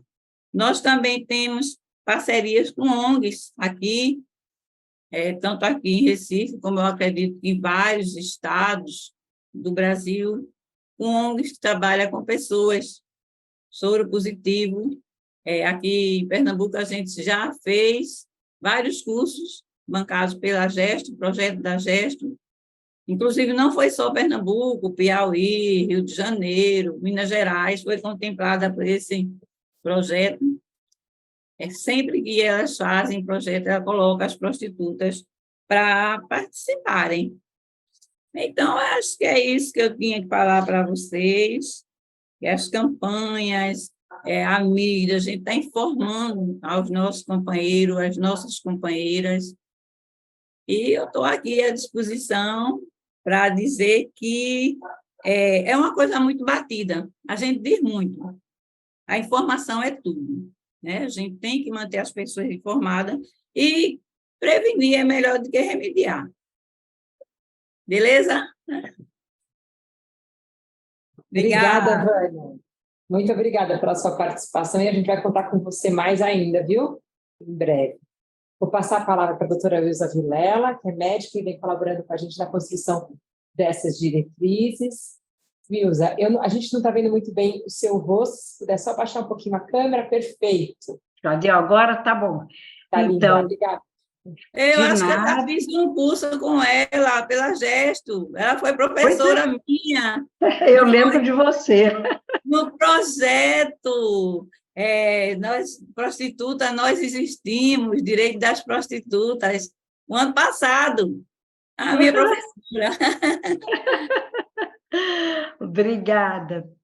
Então, olha, um prazer, não só esse último contato aqui de matar a saudade, mas um prazer estar aqui nesse evento com pessoas queridas, umas queridas que a gente conhece há mais tempo, outras há menos. Eu queria iniciar minha brevíssima intervenção fazendo uma lembrança do nosso companheiro, parceiro, Jorge Belloc, que se foi há pouquíssimo tempo, deixou uma enorme lacuna, e eu gostaria não só de homenageá-lo pelo grande ativista que ele foi, mas por uma gratidão pessoal. O Jorge foi uma das pessoas que me apresentou algumas questões relacionadas à AIDS, ao enfrentamento do HIV entre as mulheres, e durante todo esse tempo, ele sempre foi uma interlocução privilegiada para mim, muito importante, acho, para mim e para todo mundo. Então, eu queria fazer essa homenagem a ele, mas também, além de homenageá-lo, usar mais uma vez das coisas que ele me ensinou para parabenizar o departamento, principalmente na gestão de 2022, de construir esses dois documentos num cenário tão adverso, e construir documentos que dão conta, e por isso que eu lembrei tanto do Jorge, dessa relação entre o geral e o local, né? Os dois documentos trazem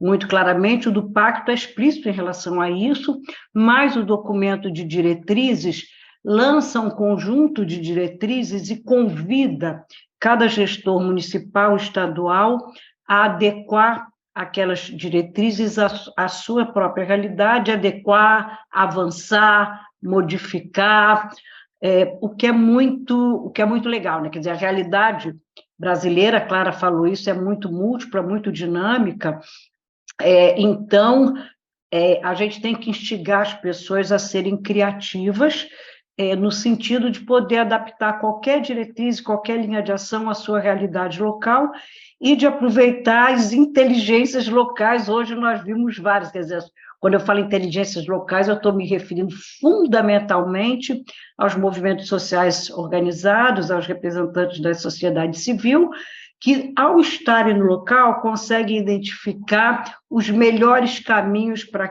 determinada diretriz ou determinada iniciativa se concretize de fato, né?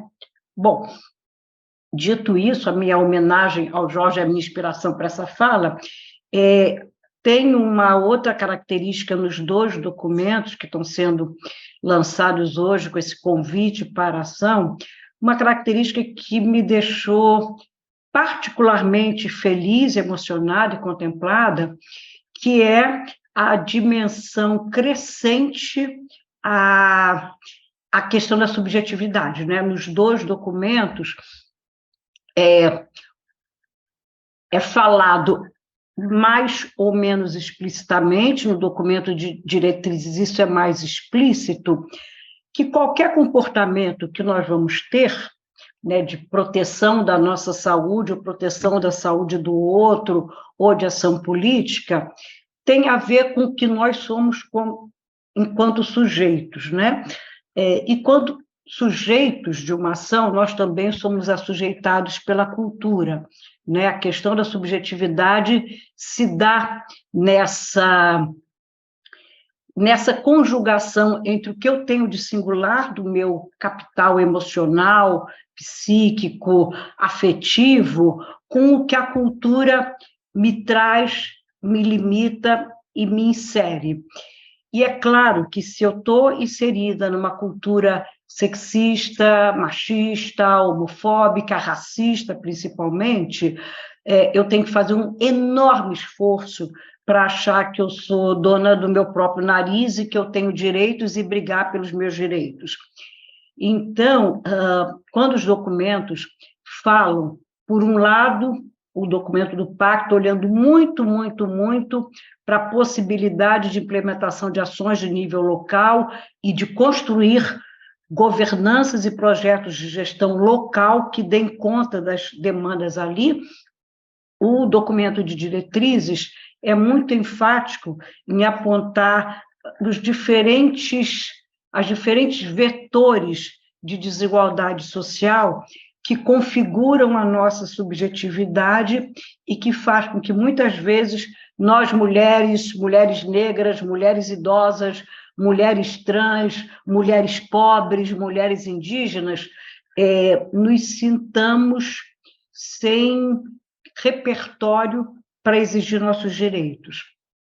Então, é muito importante que isso esteja no documento, principalmente porque são essas pequenas ações, são as ações de nível local, de respeito às diferenças, de respeito às diversidades, de respeito às características de cada um, e achar, enfim, não existe o que é um ser humano normal, nem um ser humano perfeito. Para quem acredita em Deus, perfeição seria Deus, todos nós somos imperfeitos, então não nos caberia de jeito nenhum julgar, ou pior do que julgar, discriminar sem julgamento, né? Mas nós, enquanto sociedade, fazemos isso reiteradamente, e isso fica uma bola de neve na medida que a gente humilha uma pessoa, desqualifica, não a respeita, não a considera, aquela pessoa, de alguma forma, acaba introjetando, em parte, uma condição de menor valia, e isso, claro, a expõe a todos os riscos, desde o risco da violência, até o risco da tristeza, até o risco de diferentes doenças, enfim, nós sabemos disso muito bem. Então, quando é possível ter um documento e ter um debate, ter uma diretriz política que olha para a saúde, entendendo que a saúde é o resultado de uma cadeia complexa, como a Renata ponderou, tem que ter apoio social, tem que ter renda, tem que ter trabalho, mas principalmente tem que ter a percepção de que todos temos direito a tudo. Esse eu acho que é um marco fundamental que está colocado nos dois documentos, é um marco de coragem e de enfrentamento enorme do departamento de ter conseguido construir isso num contexto, e que era o contexto do não direito, da discriminação, da violência, da bala, da morte. Então, esse esforço de enfrentamento eu acho extremamente louvável, e louvável principalmente quando no documento de diretrizes é feita toda uma discussão sobre a questão da gravidez entre as mulheres de 10 e 19 anos, porque, enfim, uma criança nascida com poucas condições também vai ser um jovem com poucas condições, também vai ser um adulto, e fica numa reprodução de vulnerabilidades e de miséria humana que a gente tem que parar. Então, eu queria parabenizar muito o departamento pela coragem do documento, queria agradecer muito a Angélica, em particular, que foi quem me convidou para participar desse grupo de trabalho, e que foi ótimo, eu aprendi muito, um grupo riquíssimo, com olhares muito diferentes, com perspectivas muito diferentes. Eu acho que todas nós podemos aprender muito umas com as outras, no sentido de voltar a pensar da coisa mais simples do mundo, né? Tudo que eu fizer para que o meu próximo seja feliz também vai me fazer mais feliz. Quanto mais pessoas felizes estiverem no mundo, menos violência, menos doença, mais capacidade de ajudas e trocas mútuas, de alguma forma o enfrentamento das diferentes vulnerabilidades das misérias humanas passa também pela produção de felicidade.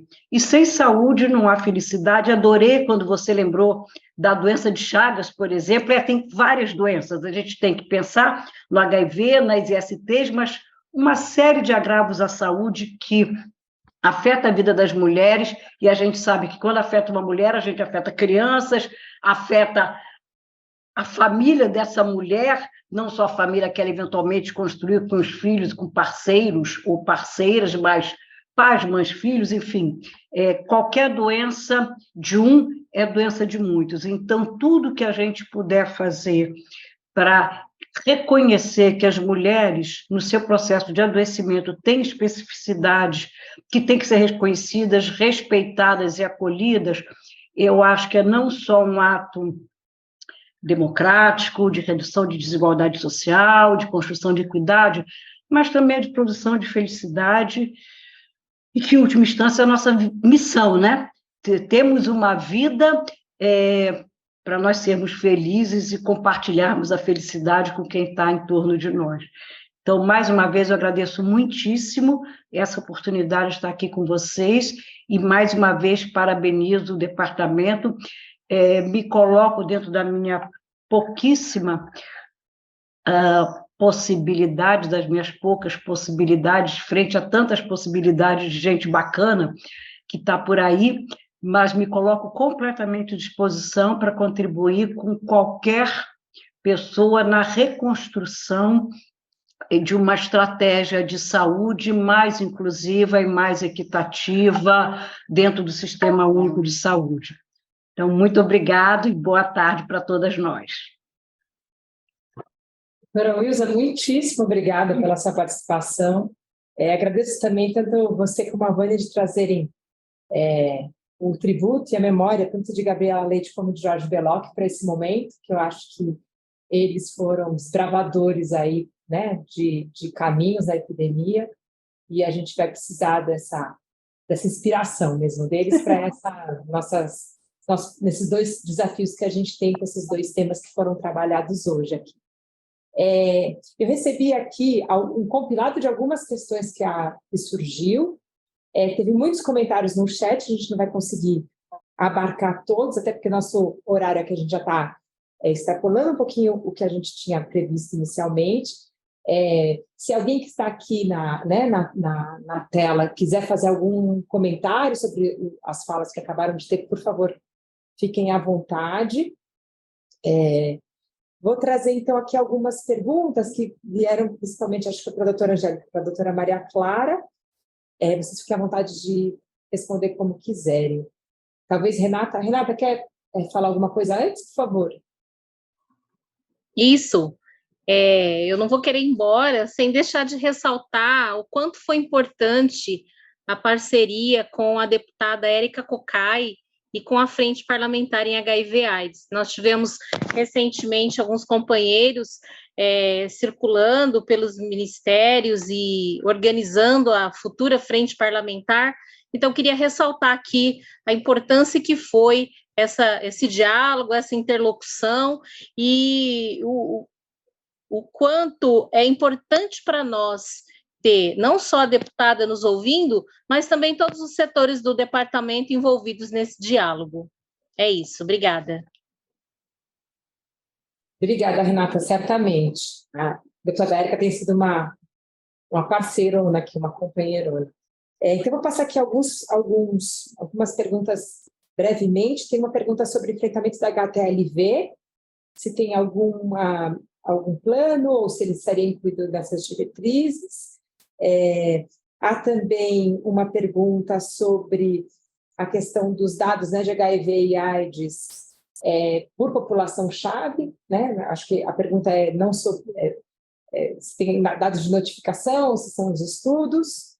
Uma outra pergunta para a doutora Angélica, se tem algum relato de estratégias usadas por esses municípios que conseguiram a certificação da eliminação da transmissão vertical da sífilis. Se tem algo a se comentar sobre esses municípios que conseguiram eliminar a transmissão da sífilis. Se existe já alguma ideia sobre o impacto da pandemia de Covid nos dados apresentados ou para essas conquistas aí da eliminação da transmissão vertical. E aí, muitos comentários, felicitando, enfim, as participações, a questão da discussão das questões de raça-cor, atenção aos dados das mulheres negras, a questão reprodutiva das populações-chave, o que a doutora Ilza Vilela traz, né, das subjetividades, das singularidades do impacto da cultura nos documentos, da importância disso nos documentos. Enfim, aí são mais comentários, mas se puderem, doutora Angélica e doutora Maria Clara, responder essas primeiras perguntas. Vamos aqui, então? Começamos por aqui? Pode ser. Bom, então, Covid teve grande impacto, né, gente, nas nossas ações, né, Angélica? Nós passamos alguns anos uma grande dificuldade. Acho que a gente vai retomando aí ao longo do tempo, né? Mas nas questões de acesso à testagem, das estratégias de prevenção, nós tivemos um importante impacto da pandemia, sim. Acho que agora nós já estamos no momento de retomada, né? Estamos já no momento de retomada, mas a Covid dificultou grande. Eu acho que trouxe outros avanços, né? A Covid possibilitou que a gente pudesse fazer reuniões como essas, né? A gente foi aprendendo ao longo do tempo a se comunicar, não que os encontros presenciais não sejam tão importantes, eles são fundamentais, continuam sendo estratégicos, mas com a Covid a gente teve que aprender a se comunicar, né, online, e acho que isso foi bem-vindo. Mas o impacto grande nas diferentes ações, acho que a gente hoje já tem uma retomada, mas o processo é longo, né? O processo vai ser bem longo.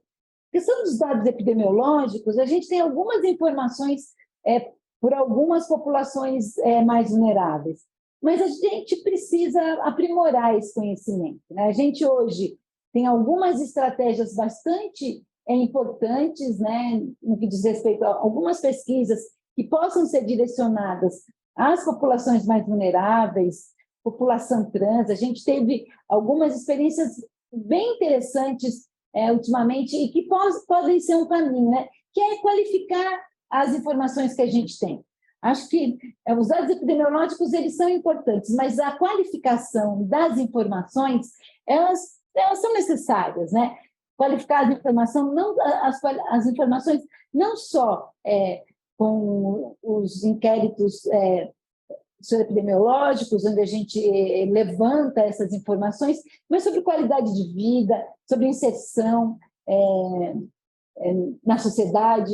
Eu acho que são questões que apontam para dados qualitativos no que diz respeito à vulnerabilidade das diferentes populações. Acho que a gente tem que avançar. Acho que é fundamental que a gente avance neste conhecimento para dentro aqui do departamento, nos estados, municípios também, na parceria aí importante com a sociedade civil. Eu já queria encerrar, né, com esses comentários, agradecendo a possibilidade de estar aqui, né? A gente sempre aprende muito, né? Eu queria dizer o quanto foi muito importante estar aqui junto nesse período da tarde, agradecer muito a possibilidade da gente estar dialogando, e certamente a gente vai ter outros encontros, e sempre encontros que eu acho que possam desencadear ação, né? Essa questão da gente ter chamada para ação, para estratégias que possam de verdade impactar nos municípios, nos territórios, eu acho que ela é muito importante para a gente. Então, eu queria agradecer e já deixar o recado que a gente espera se encontrar com bastante frequência. Doutora Angélica, por favor. Quero agradecer muito a pergunta sobre o HTLV, que eu acabei não falando sobre o HTLV, e ele virou agora a menina do meu coração. E aí já quero aproveitar para convidar todos vocês que no dia 23 de março, às 9 horas da manhã, a gente vai ter um webinar sobre o HTLV e a sociedade civil. Porque o HTLV porque o dia 23 é o Dia Nacional de Luta contra o HTLV. Então, a gente tem que colocá-lo na pauta, a gente tem tentado colocar o HTLV cada vez mais na pauta. Ele não entrou no pacto, porque ele não foi considerado uma prioridade para as regiões das Américas ou para fora, então a OMS, a OPAS, isso decidiram não colocá-lo, mas a gente é livre para poder incluir, e a gente vai tentar estar fazendo esse movimento para colocar o HTLV mais em evidência, principalmente por conta da transmissão durante a amamentação. Então, isso é algo que a gente tenta colocado nos PCDT, né, que é o protocolo clínico, tanto de transmissão vertical como de ST. A gente vai estar buscando cada vez mais essa inclusão nesse contexto que foi discutido muito aqui hoje, a saúde integral, a atenção da mulher. Então, a gente tem que colocar não só os agravos que a gente está trabalhando, mas a gente tem que estar colocando todos os agravos que atingem a nossa saúde.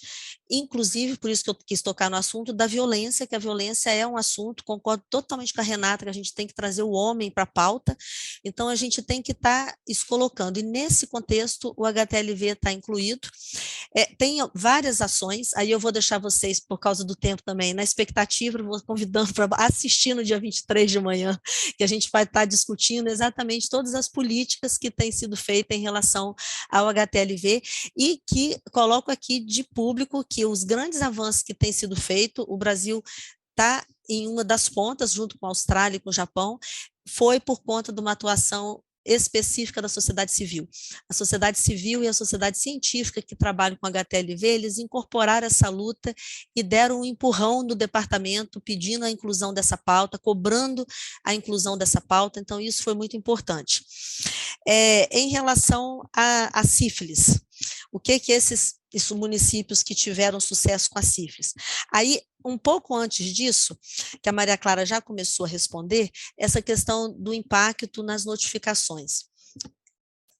Houve impacto, claro que houve, mas uma coisa que nos chama atenção é como que a ação em cima da transmissão vertical tem ganhado corpo nos últimos N anos, porque isso não é algo novo, né? A gente já tem trabalhando há muitos anos com a transmissão vertical, ela ficou um pouco ressarcida, mas agora já voltou a crescer. E aí, durante a pandemia de Covid, o departamento fez esse levantamento, e o que diminuiu de diagnóstico de HIV na gestação, diminuiu o número de notificações em 6,2%. Já o número de notificações de AIDS no adulto em geral diminuiu 23%. Então, a gente vê que a diminuição na gestação foi menor.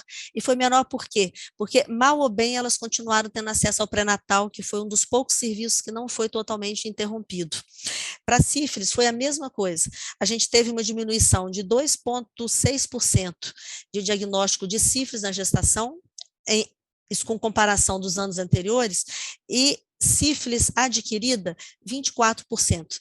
Então, assim, o que caiu de sífilis adquirida e de AIDS em adulto, comparado com sífilis e HIV na gestação foi irrisório. Então, a gente acha que esses dados, eles são bons, eles representam o contexto e mostra todo o engajamento da população geral, dos profissionais de saúde, dos gestores, com a questão da transmissão vertical. Isso é um bom ponto de partida para a gente pegar essa saúde da mulher e extrapolar além da gestação para todos os nossos direitos, né?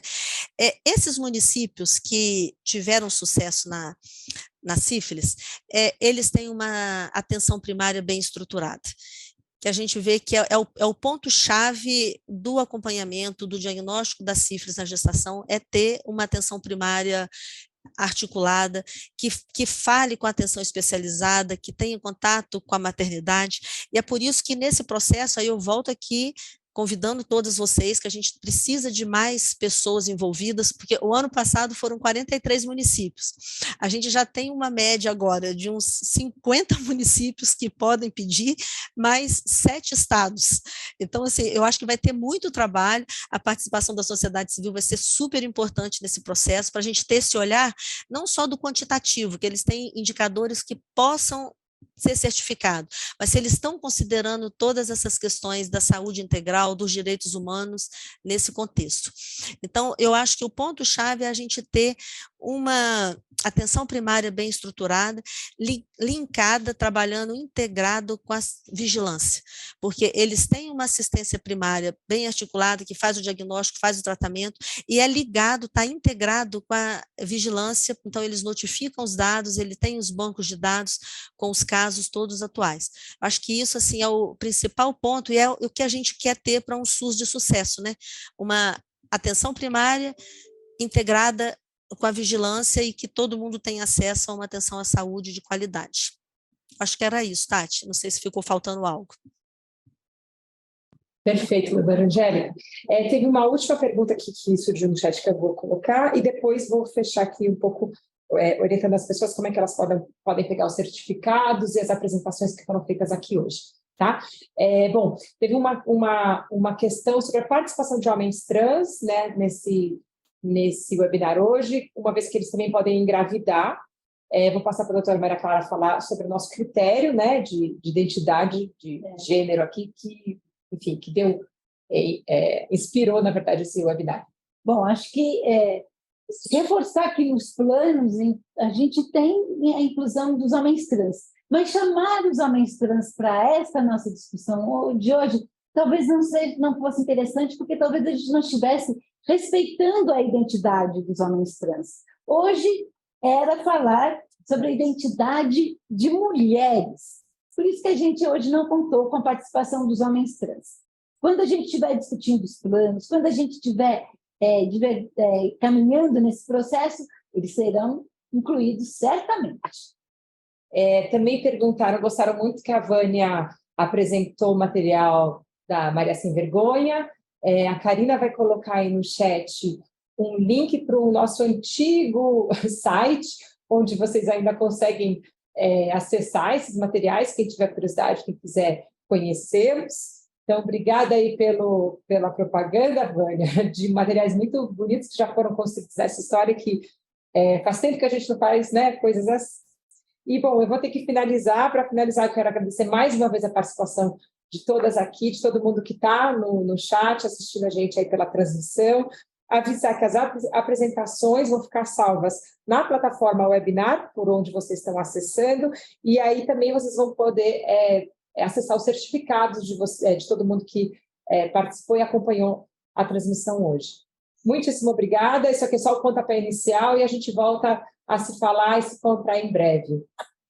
Boa tarde a todas.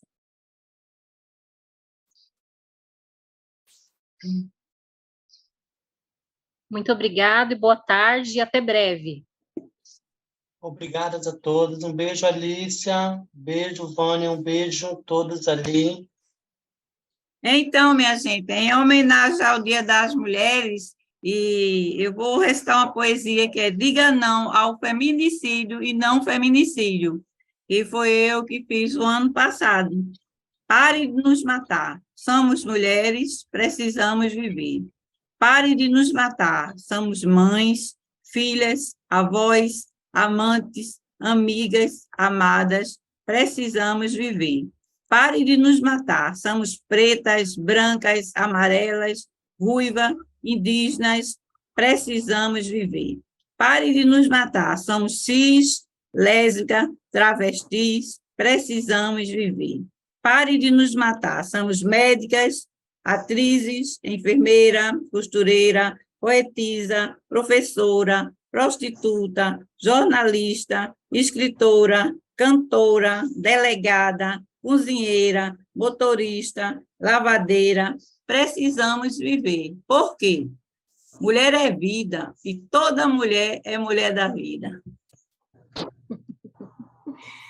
Obrigada, querida. Muito lindo. Demais, Vânia. Muito obrigada. Juntas, livres Tchau, e pessoal. vivas. Tchau. Um beijo, Vânia.